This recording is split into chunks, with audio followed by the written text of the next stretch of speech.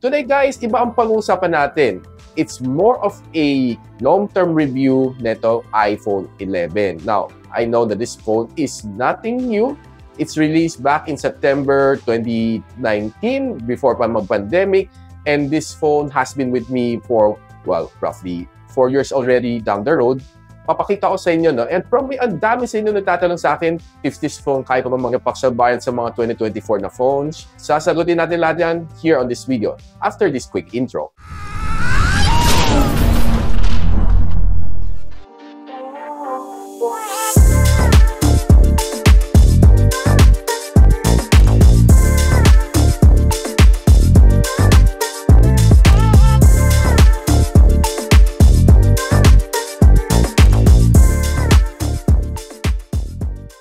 Now, the usual, don't expect anything more from Apple kasi walang charger. What I'm using mostly is this one from Momax. It's a PD charger na 20 watts. Saktong-saktuhan lang to para sa aking iPhone 11.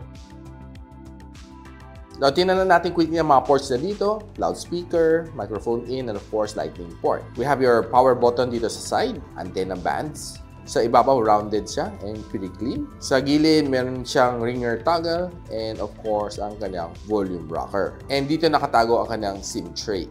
The usual classic iPhone, isang SIM lang kaya niya, 4G. Now, ito yung panahon na malaki-laki pa ang kanyang notch. And sa likod, we have the dual camera dahil non-pro variant siya. And of course, your shiny Apple logo dito sa gitna.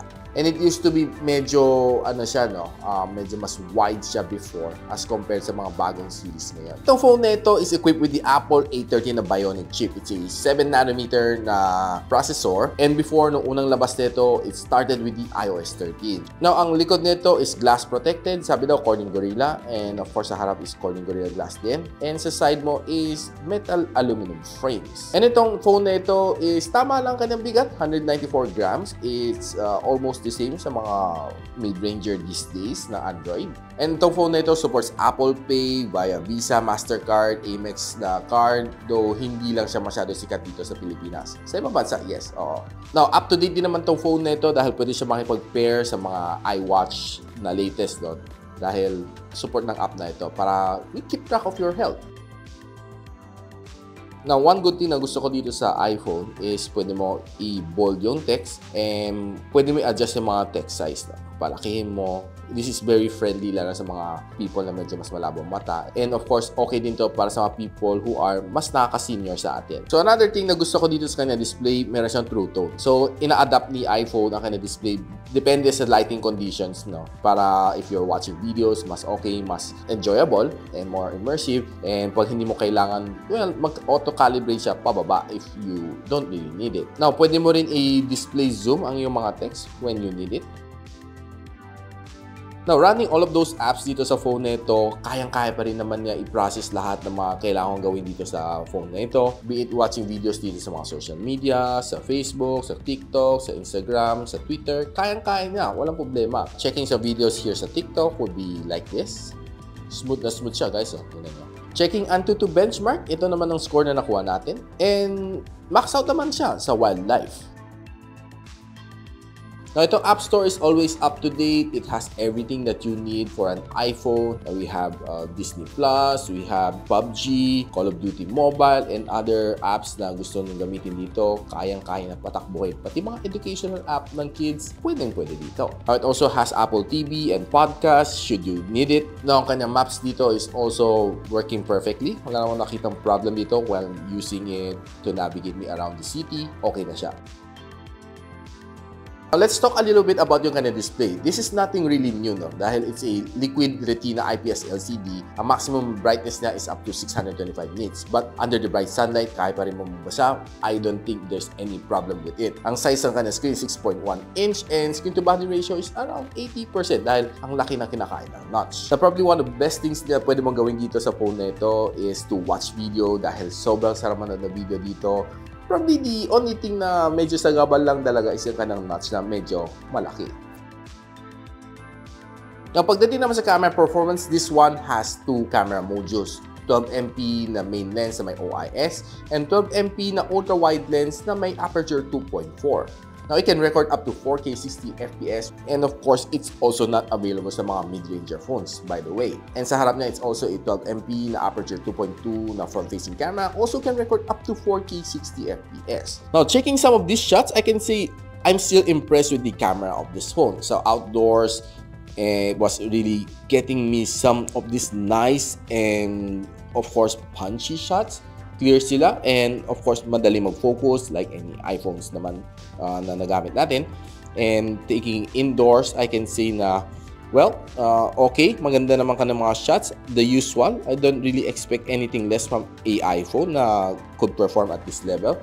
And checking some selfies, bokeh, and normal shots, everything is definitely a-okay. Now I need to use the front camera to take in some vlogs, and check this out.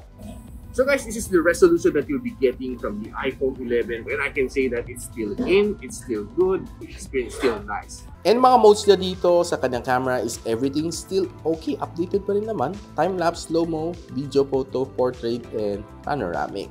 Now, taking video, and this one can use the ultra-wide na camera, taking video, which most mid-ranger na Android cannot do. And zooming it in, back to 1x, ganito yung tsura niya, and you can zoom up to 3 times zoom. Now, if you ask me itong Apple AirPods Pro na 2nd gen would work here sa iPhone 11, definitely kayang-kaya. Now, ang battery nitong phone na ito is 3,110 mAh and support up to 18 watts of fast charge. And it also supports wireless charging, by the way. And this one can, well, last me naman throughout the day on normal usage. But kung medyo heavy user ka, well, I don't think it would last you through a day. Now, playing some games like the Call of Duty Mobile, kayang-kaya pa rin niya makipagsabayan sa mga game titles up to 2024. Now guys, if you're asking me if this phone would be okay for 2024, I could say na yes pa rin tong phone na ito. And it can do a lot of things that most mid-rangers na Android cannot do. Definitely, this phone is still okay. Certified po na kayang-kaya pa rin niya makipagsabayan with the top-of-the-line mid-rangers na Android. Definitely kayang-kaya na. Sa camera division, panalo pa siya over sa mid-range na Android phones. Maybe sa gaming lang siguro siya maiiwan. Now guys, natuwa ba kayo? I did answer some of your questions. I've been receiving those messages on Messenger and of course on my pages, Facebook, and sometimes people even ask me on person. So I decided to make this video. And I hope na-convince ko kayo na iPhone 11 is still good for this year. Guys, ang iPhone okay talaga siya. Mahirap malawas ang iPhone dahil very light lang kanyang iOS. So unlike Android no, na super heavy customized, medyo mabigat, and pag umaakit ang kanyang update, bumaba na lang phone. Well, not so much naman sa iOS. So guys, if you like this video, don't forget to like, subscribe, and of course, clicking na rin bell icon para hindi na ma-miss sa mga future uploads dito sa aking channel. And so, ako para si Richmond, and you're watching Gadget Sidekick. Like and subscribe to my channel. Don't forget to hit that notification bell. For one of my latest uploads, click the dito. And for one of my popular uploads, click here.